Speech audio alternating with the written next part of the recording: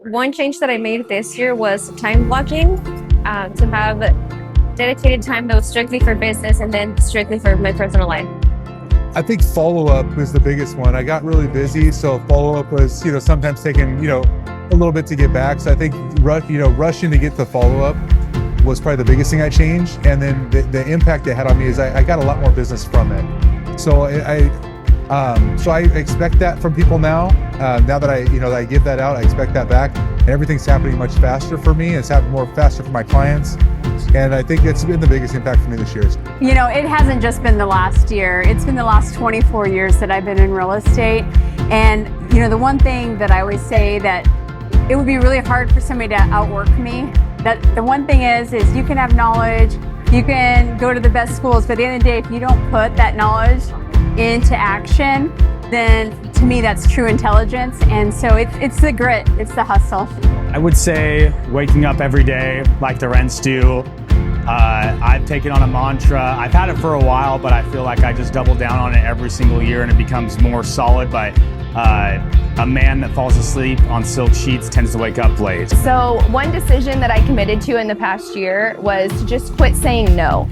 If there was an opportunity, I needed to stop overthinking it and just go for it. And it's actually been really fun and a big blessing over the last year. I open up my schedule.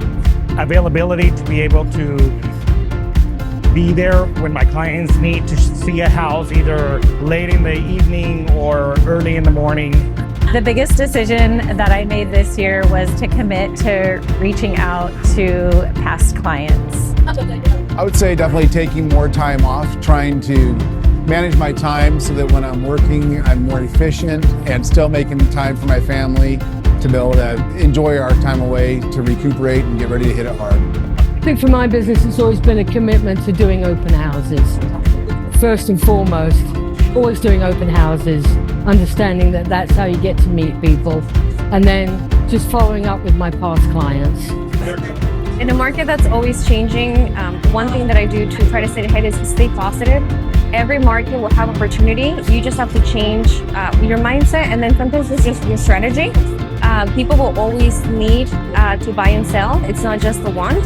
So if you focus on what's moving in the current market, you will stay ahead.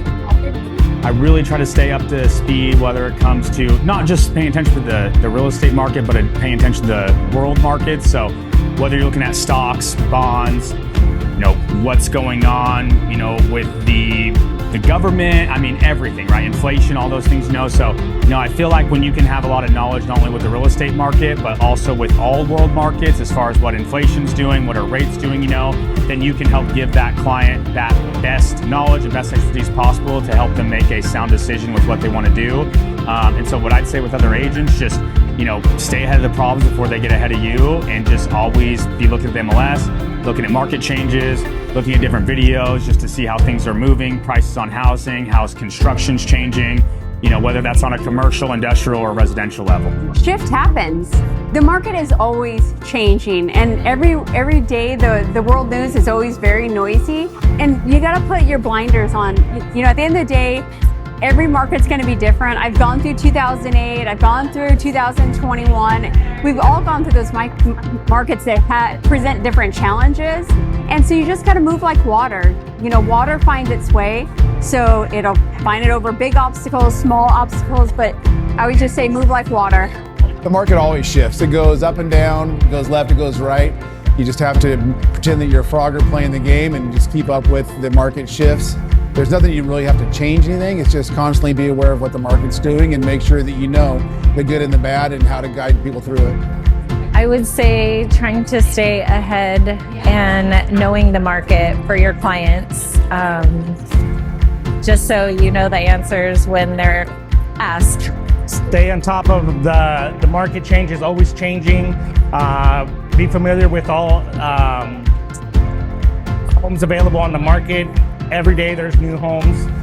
In today's market, there's a lot more inventory than there were, so educating your clients. The thing I'm doing to stay ahead is I just don't stop. I think a lot of people take early, days off early. They don't work nights. They shut their phones off. and our business really never sleeps. I know some people have probably made it work with that, but I think it's 24/7. Always be available within reason. I would recommend going into each day being positive. Even when you feel like maybe you don't have anything for that day, just keep being positive, keep putting in the work, and things will come. 2025 Jeff wouldn't tell 24 Jeff anything because I don't really care about the past. I care about the future. I would tell my 2024 self,